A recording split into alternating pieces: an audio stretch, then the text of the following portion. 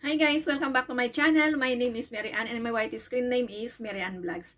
Guys, ngayon guys, mag-share ako sa inyo ng isang tutorial about po sa pwede nating magamit kapag ang cellphone po natin ay nawala or naiwan po natin at may nakakuhang iba at sinubukan po niyang i-unlock yung ating cellphone. Napakaganda po nito guys dahil once na i-unlock po niya yung cellphone natin ay makukuhanan po siya ng picture at masisend sa ating Gmail. So sa Gmail po natin makikita natin yung mukha niya at saka yung location po niya. May estimated location po siyang nakalagay doon. At least kahit paano may idea ka kung nasaan yung cellphone mo.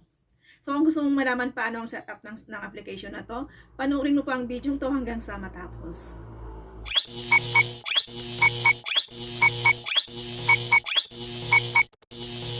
Come you broken, heavy laden. Come back, be with me. I just wanna behold you.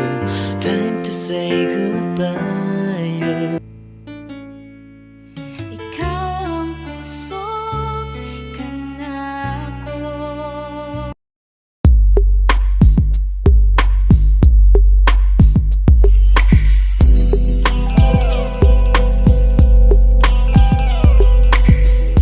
So ayun guys, punta tayo sa Play Store ng ating cellphone.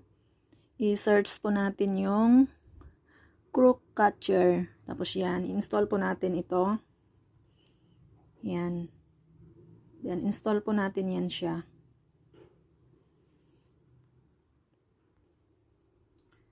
Then after nating ma-install guys, i-open po natin yung application. Yan po yung pag-set ng application.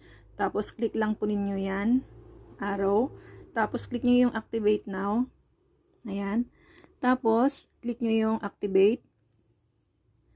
And then, na-activate na. Then, i-click po ninyo yung next. And then, ito guys, yung attempts limit.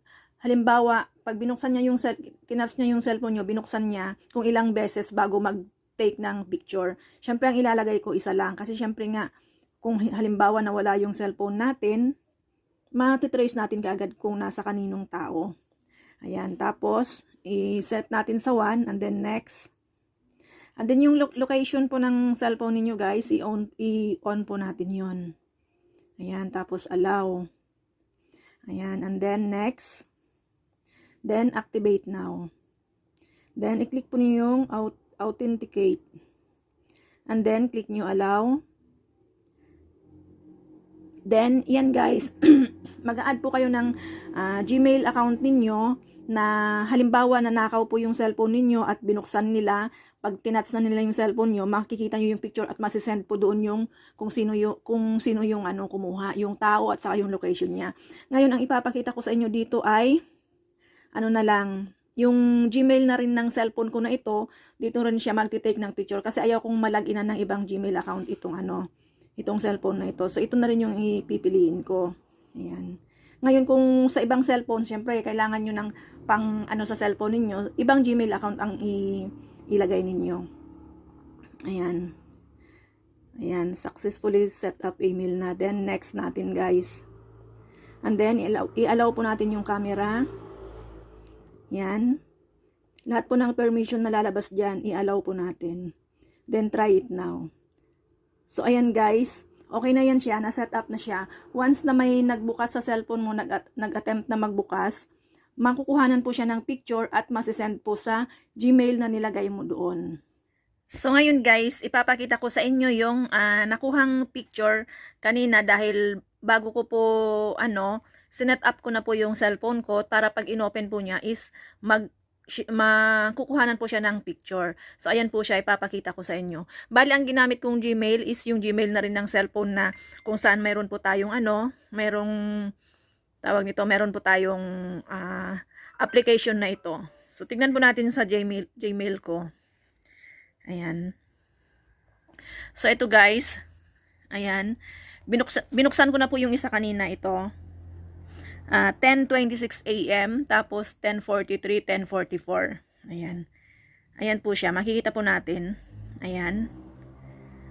Ayan po yung image. Yan po yung nagbukas kanina ng cellphone ko. Tawag nito. nag-attempt na magbukas sa cellphone ko kasi one attempt lang yung ano ko, mag-ano na talaga ng tawag nito ng picture. Makukuhanan na po siya ng picture. Nandyan din po yung address kung saan, ayun. Tapos i-check natin yung next ano. Ayan, tignan po natin. Ayan, kasi ilang beses po niyang ina-unlock yung cellphone, hindi po niya ma-unlock. Tapos, yung last na attempt po niya, ayan po ulit. Ayan. Ayan. So, yung application na ito guys, ay magandang gamitin sa ating cellphone. Halimbawa, naiwan natin, tapos meron nakakuha. Pag in-unlock po niya, makikita po natin yung picture niya. So, ayun nga siya guys, ganun lamang po kadali i-set up yung cellphone natin. At nakita naman ninyo na nag-send sa Gmail yung nag-try mag-unlock sa aking cellphone. Dahil bago po sinet up ko na talaga yung apps na yon para kapag inopen po niya is makukuhanan po siya ng picture. So, ganun po siya kadali guys. So, kung gusto mong i-download po yung application na to, yung application link ay nasa description box po guys. So, puntahan na lang po ninyo doon, i-click na lang po ninyo yung link at i-download po ninyo. So, kung nagustuhan mo po ang video to guys at may natutunan ka, huwag mo po sanang kalimutang mag-like, mag-comment sa baba at pag-share na rin po. Salamat and God bless. Bye-bye! It's